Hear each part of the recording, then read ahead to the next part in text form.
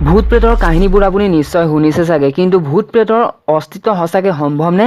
যেতিয়া আপুনি ৰাতি আন্ধাৰত থাকে তেতিয়া আপোনাক কোনোবাই চাই থকা নিচিনা লাগে নেকি? আজি মই আপোনালোকক ভূত সঁচাকৈ থাকে নে নাই সকলো কথা চাইণ্টিফিকেলি ক'ম। নমস্কাৰ বন্ধুসকল, যোৰহাটৰ পৰা মই ৰোহিত, স্বাগতম মোৰ এই নতুন ভিডিঅ'টিলৈ।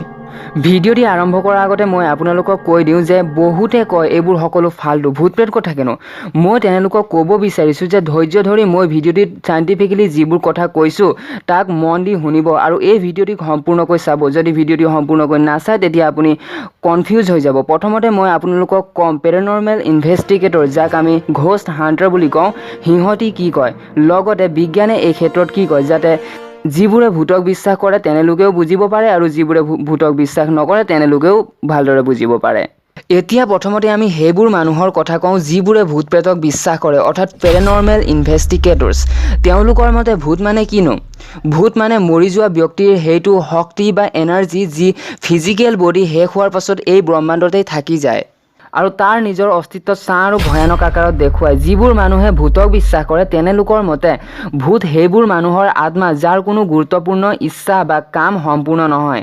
মৃত্যুৰ পাছতো তেনে লোকৰ ইচ্ছা থাকি যায় আৰু সেইকাৰণে তেনে লোক খঙত থাকে আৰু সিহঁতি তেতিয়ালৈকে মুক্তি নাপায় যেতিয়ালৈকে সিহঁতৰ ইচ্ছা সম্পূৰ্ণ নহয়। আৰু সিহঁতক সেই ঠাইখনতে বেছিভাগ দেখা পোৱা যায় যিবোৰ ঠাই সিহঁতৰ লগত জড়িত, যেনে ঘৰ বা কোনো এটি বিশেষ ঠাই।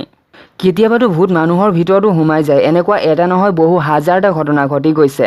কেতিয়াবা আমি শুনো নহয় আমুকৰ গাত ভূত সোমাইছে। হলিউডত ভূতৰ ওপৰত বহুত চিনেমা প্ৰস্তুত কৰা হৈছে আৰু তাৰে কিছুমান এণ্টাৰটেইনিঙৰ কাৰণে আৰু কিছুমান সত্য ঘটনাৰ ওপৰত আধাৰিত, যেনে দি এক্সৰ্চিষ্ট 1973 চনত প্ৰস্তুত কৰা হৈছিল আৰু দি কনজিউৰিং 2013 চনত। যদি আপোনাক ভূতৰ চিনেমা ভাল লাগে তেন্তে এই চিনেমা দুটা আপুনি নিশ্চয় চাইছে চাগে। এই চিনেমা দুটাৰ বেছিভাগ চিনেই সত্য ঘটনাৰ ওপৰত আধাৰিত। ইয়াৰ পৰা আমি গম পাব পাৰিছোঁ যে এটি আত্মা মানুহৰ গাত সোমাই যাব পাৰে। ঘোষ্ট হাণ্টাৰসকলৰ মতে অকল মানুহৰ গাৰ ভিতৰতে নহয়, ই যিকোনো বস্তুৰ ভিতৰত সোমাই যাব পাৰে। দি কনজিউৰিং নামৰ চিনেমাখনত আপুনি এই পুতলাটো দেখিছে চাগে, যাৰ নাম আছিল এনাবেলা। চিনেমাখনতো এই পুতলা এনেধৰণৰ, কিন্তু আচলতে এনেধৰণৰহে। আৰু এইটো আজিও এটি কোঠাৰ ভিতৰত বন্ধ কৰি থোৱা হৈছে আৰু এইটো পৃথিৱীৰ সবাতোকৈ ভয়াৱহ বস্তুৰ ভিতৰত এটা। ভূতক লৈ আৰু এটা মান্যতা এইটো যে যদি কোনোবা আত্মাক আপোনাৰ লগত কথা পাতিব মন গৈছে তেতিয়া সি আপোনাৰ ওচৰত আহি কথাও পাতিব পাৰিব। পেৰানৰ্মেল ইনভেষ্টিগেটৰৰ অনুসৰি ভূত প্ৰেতক টাইম অৰ্থাৎ সময়ৰ কোনো জ্ঞান নাথাকে। কি আপুনি ভাবিছে নেকি যে এই ভূত প্ৰেত ৰাতিহে কিয় ওলায়? এইটো এই কাৰণে নহয় যে কোনো চিনেমাত দেখুওৱাৰ দৰে ভয়াৱহ দৃশ্য দেখুওৱাৰ বাবে ই ৰাতি ওলায়। পেৰানৰ্মেল ইনভেষ্টিগেটৰ্ছৰ মতে ভূত ৰাতি ওলোৱাৰ মূল কাৰণটো হৈছে যে সেই সময়ত শান্তি অৰ্থাৎ কোলাহল হৈ নাথাকে। ইনভেষ্টিগেটৰ্ছৰ মতে ভূতকো শক্তিৰ প্ৰয়োজন আৰু ইলেক্ট্ৰিক মেগনেটিক ডিভাইচে সিহঁতক ডিষ্টাৰ্ব কৰে আৰু দিনত ইয়াৰ ডিষ্টাৰ্বেঞ্চেছ বেছি হয়, যাৰ বাবে ঘোষ্ট চাইটিং ৰাতি হয়। পুৰণি গ্ৰন্থসমূহৰ মতে আচলতে ভূত প্ৰেত থাকে, কিন্তু এইবোৰক বৈজ্ঞানিক দৃষ্টিকোণৰ পৰা কোনোদিনা এক্সপ্ল'ৰ কৰিব নোৱাৰি। বিজ্ঞানে ইয়াক ঢুকি নাপায়। এলবাৰ্ট আইনষ্টাইনে কৈছিল energy never disappears from the universe, অৰ্থাৎ শক্তি এই ব্ৰহ্মাণ্ডৰ পৰা কেতিয়াও বাহিৰলৈ নাযায়। বহুতৰ মতে আইনষ্টাইনৰ এই কথাটোৱে এইটো গম পোৱা যায় যে মৃত্যুৰ পাছত আত্মা এই ব্ৰহ্মাণ্ডতে থাকি যায়।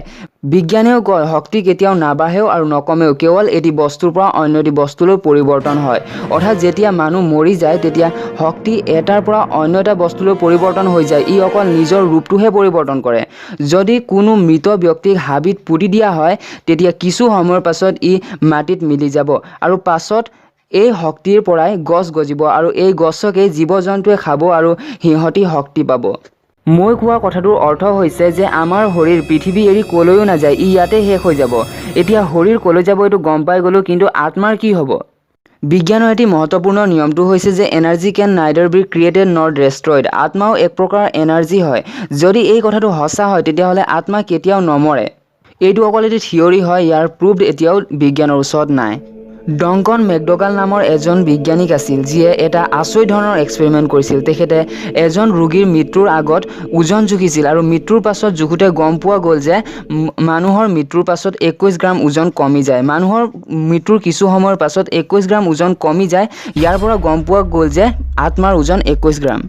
অকল এবাৰ নহয়, যিমানবাৰ এই এক্সপেৰিমেণ্ট কৰা হ'ল প্ৰত্যেকটো এক্সপেৰিমেণ্টতেই প্ৰত্যেকজন ব্যক্তিৰ মৃত্যুৰ পাছত 21 গ্ৰামহে ওজন কমিছিল। এই কথাৰ পৰা বুজিব পাৰিছোঁ যে মৃত্যুৰ পাছত কিবা এটাতো আছে যিটো আমাৰ শৰীৰৰ পৰা ওলাই যায়।